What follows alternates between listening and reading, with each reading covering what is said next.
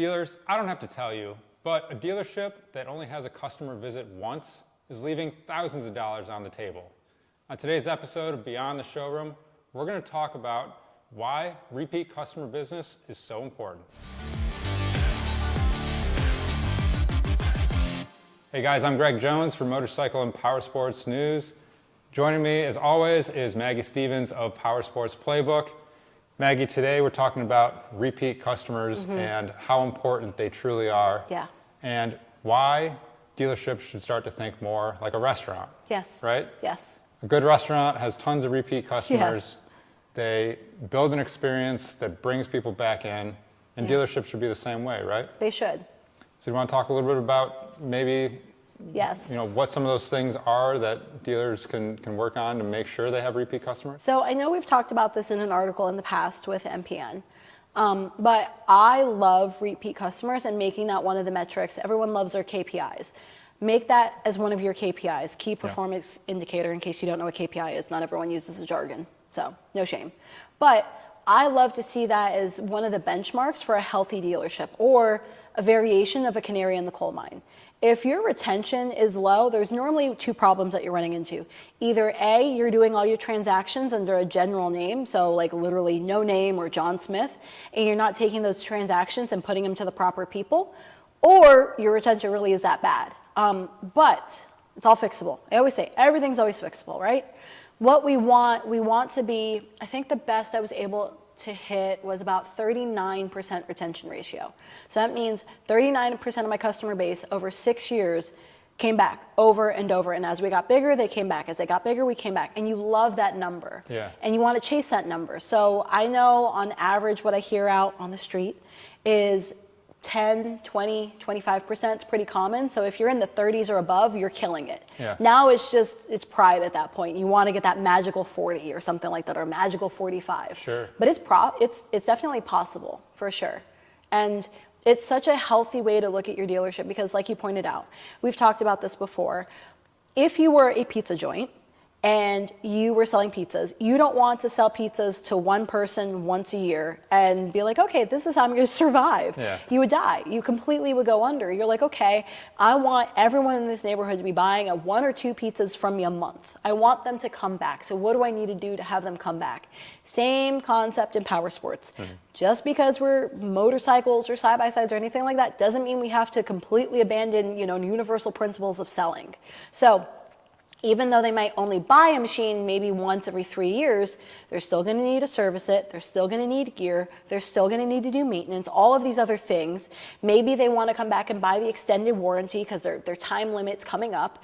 So there's definitely multiple ways to get them back into the dealership, but we have to make it worthwhile. We're competing with online, and I don't know. I'm still out on the fence on, do we just jump on the e-commerce bandwagon and compete for price points on e-commerce? I think the reason why dealerships are still successful is because you get that brick and mortar feel. Right. You get to talk to a human. You get to, bring in a part where you're like, I don't know what the hell this thing is called, but it fell off. You get that care and that nurture, and your retention ratio, most of the DMSs will give you that report. If you don't know where it is, you can go in your help section of your DMS and look it up. Yeah. But you should be able to see that and say like, okay, well, how healthy are we? And then you can also, based off that, how much of it is growth, which is always exciting, right? You always want to be growing. Now, Maggie, you mentioned it briefly, but I want to elaborate on it because you mentioned, someone who might buy a unit. Yeah. And that's all that they bought from your dealership might come back in 3 years to 5 years to buy another one. Yeah. Buy another one and upgrade. But somebody who's buying parts or accessories and more from your dealership, how often should that person be coming into the store? It's quite a bit more. It is quite a bit more. So depending on what type of dealership you are, what are the seasons like? So in Florida, again, we get a little bit better because it's hot 24/7. So on average, if they are a normal rider, not a once in a blue moon, you should probably be seeing them in service 3 to 4, maybe 5 times a year, depending on if they go out to a mud event and sink it. Then you're going to see them a little bit more, right? Sure. Motorcycle guys, you're probably going to see them at least twice a year on average, is what I used to see on the coast. So again, I'll give you some nuance. Like if you're a snowmobile place, you're only going to see them when it's snowing, or maybe once in the off season so they can get their maintenance done. So that would be service. Parts, on the other hand, Anything above like 5 times a year, golden. You're in that golden zone. Yeah. Yeah, because now they're thinking of you. Again, the whole intention is you are easier to buy from than online. Now, that doesn't mean that they have to physically come in every single time. You can take orders on the phone. You could do web orders. You could have them email you. They can text you, whatever the scenario is. Again, we can evolve, right? Yeah. But they still are buying from you. And whether they pick it up in the store or maybe you ship it to their house, they're still buying from you. Yeah. And this is where if you categorize those sales under that person's name, you really get a real representation of how often these people are coming back. And Maggie, let's elaborate on, what it takes to get that repeat customer, like what the effort is from the dealer, right? Because, I think by and large, dealerships do a nice job of bringing people into the dealership, not only when they have sales or products that they want people to check out, but also on an experience level, right? For sure. They do charity events or rides or demo days. Exactly. Yeah. So I think from that level, they do a nice job, but what is that outreach like? What should it look like to get that customer in more? So when I became a parts manager, the first thing I did, got some couple of other key things cleaned up. And then after that, I'm like, okay, I'm going to reach out to all my customers. Everyone I've told this to thinks I'm crazy, but it worked. So who cares? I hand wrote 200 thank you cards to customers. Wow. I ran the report, looked at who was buying from me, who could probably come back, and they haven't been back in a while. It took me like 3 months, and I didn't even care. I hand wrote 200 thank you cards, and I put a little 20% off coupon. I was like, if you bring this card, you'll get 20% off your one transaction. It worked. People came back. Does your hand still work? Oh my God, right? I'm not trying to say, like, it was a lot of work. Was there ways I could have made it simpler? Yes. I didn't care about that. But a customer is going to notice that time and effort put into it versus an email or something automated. Yeah, and it took me, I think it took me about 3 months to do it. I did it in between transactions, 5 here, 3 there, 2 there, whatever. Sure. But it mattered. I have people that still have their card, and I'll have people that I'll run into town and they love me forever. We've talked about this in previous articles, but you should be able to run into your customer at the grocery store and not go, oh my God, I gotta hide. Right? You want to be like, hey, how's everything going? And just be a human and treat them like a human and know that you care about them, and in return they'll buy from you. So sometimes it's not this big splashy promotion, because honestly I've tried the big splashy promotions, they've never really worked. Not on my side of the house. On sales, because there's something fun and exciting. Demo days were great. Like, you'll definitely bring people in for that. But like, if you're like, yeah, we have a sale on, I don't know, sound bars, like, I don't know, it is what it is. Right. It's not the same, but it's how can you show different ways of caring about your customer? Is it a follow-up call? Is it the Christmas card? Is it a call on their birthday? Something. And it doesn't have to be crazy. Absolutely. Again, I don't ever want to recommend something that you can't be doing 5 years from now. Because if you're not doing it 5 years from now, I wasted your time, and like, I'm sorry. Yeah. So what can we do that's little nuances of showing that we care, but it's maintainable for the next 5 or 10 years? Absolutely. Yeah, and some of those personal touches definitely go a long way. 100%. And show that you care and are paying attention. I think a lot of it, you mentioned, you do want to promote big sales. You want to promote new units, new parts, new products.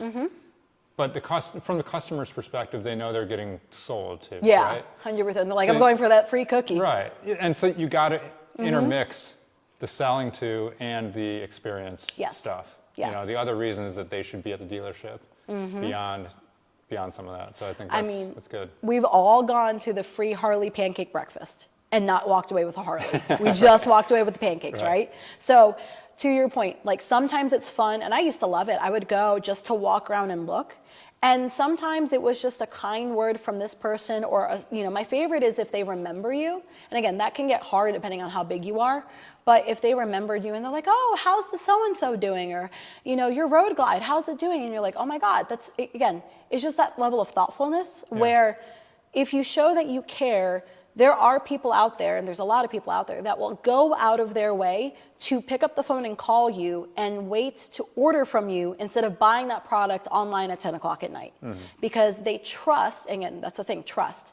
They trust that you are going to validate what they're wanting And I don't know, let's pick a simple one. So say I want to upgrade the saddlebags on my bike, right?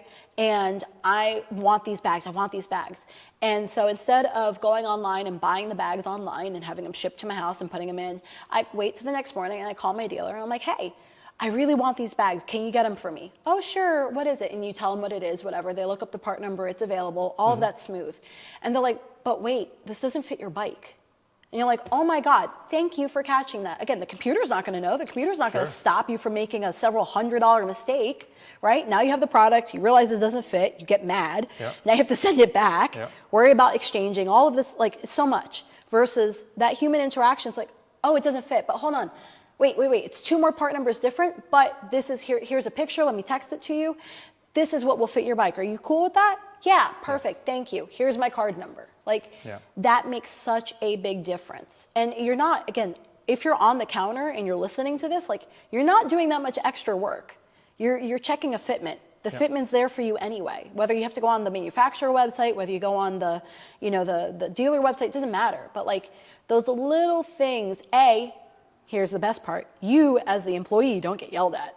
You're not like, well, you sold me bags that don't fit my bike. You took the 30 seconds, you made sure it fit, and you're like, okay, cool. Or if you don't know, because sometimes some fitment was a little wishy-washy, you're like, I don't know that this will fit, but I'll put it in the notes. If it doesn't fit, I'll exchange it for something, no questions asked. So just little ways that you can show some humanity, and that really goes a long way. People will stay with you forever. Yeah. Yes, and it's not a lot of work. Definitely the trust factor is huge. Yes. And like you just said, all those different touch points, whether they're in the store or you're calling them on the phone or email or online, you got to be using all of it. Maggie, something I was just thinking of as you were talking, again, going back to like the restaurant thing, and it's more maybe like the pizza place or the sandwich shop, but you get like the punch card, right? Yes. Like, is that something like that you've seen in Powersports? Like, hey, it's your 7th visit, you get 10% off this service, or So Harley does it exceptionally well. They've got their programs and they've got their points, and obviously sometimes it's tied to the credit card rewards. But every DMS that I'm aware of, and excuse me if I'm wrong, but every DMS has a loyalty system that you can turn on. Now, say the dealership doesn't want to turn it on. Fine. As a parts manager, again, if your profit margin's big enough, you have wiggle room in your budget. You can go ahead and say, everyone that is a spender over $15,000, I'm going to give them a phone call. I'm going to give them a one-time customer loyalty thank you sale, and whatever they get 15% off. A, was an order that you never would have gotten anyway. B, they're spending way more money with you because they're a very high spender. And so what, you gave off 15, 10%, whatever. You just made an extra $8,000 by making a couple of phone calls. Does it really matter? No. So there's ways that you can kind of play with this stuff, and it doesn't have to be the traditional loyalty program, but you can show loyalty rewards in a sense to your best customers. And it can be wholesale customers too. So it doesn't have to only be the retail customers. I loved having a mix of retail and wholesale customers. I thought it was fantastic. It was one of the best things I did as a parts manager. Awesome. So Maggie, the bottom line here is dealerships that focus on repeat customers and repeat service, the fact is they see, up to 4 times more, literally, 4 times more revenue per customer by doing those types of things. So again, we talked about a whole bunch of different things, but what are some of those, core things that dealers should be doing to make sure that repeat customers happen? So first thing, we need our benchmark. As always, we need to know where we stand, and it should be different depending on what department you're looking at. So we should have a benchmark for all 4: finance, sales, parts, and service. From there, once we know where we stand, then we want to see if you have an outlier. So say your parts and sales are kind of low, but service is crushing it. We want to see what they're doing differently. Are they interacting with the customer in text messages, and that makes it simpler? Whatever's working, I don't care. Let's take that and apply it to the other dealers or other departments, so that we can try and bump up those numbers. But I always like to just, when I was a manager, I like to keep an eye on it. Probably every 3 months, I'd pop in, run the report, see where I'm at. I'm like, oh, okay, it moved up or moved down 0.1%, whatever. But I never let it be like far from the back of my head. So that kind of it lets you catch it before something catastrophic happens. Right. Or if you're doing something right and you're like, oh my God, I jumped up 2%, clearly what we're doing is working, let's double down on it. So that's the easiest way to actually see what's working, not just go off of gut. Like, gut's great, it can get you in the right direction, but I want something that's repeatable for the next 5 years, not for the next 5 months. Right, absolutely. Yeah. Well, there you have it, guys. Those are some great pieces of advice to make sure that your dealership is getting repeat customer business and getting more profit because of it. So that's been this episode of Beyond the Showroom. Thanks for watching. Make sure you guys are checking out everything that Maggie's doing over at Powersports Playbook. And as always, make sure you're checking out motorcyclepowersportsnews.com. Thanks for watching, and we'll see you guys next time.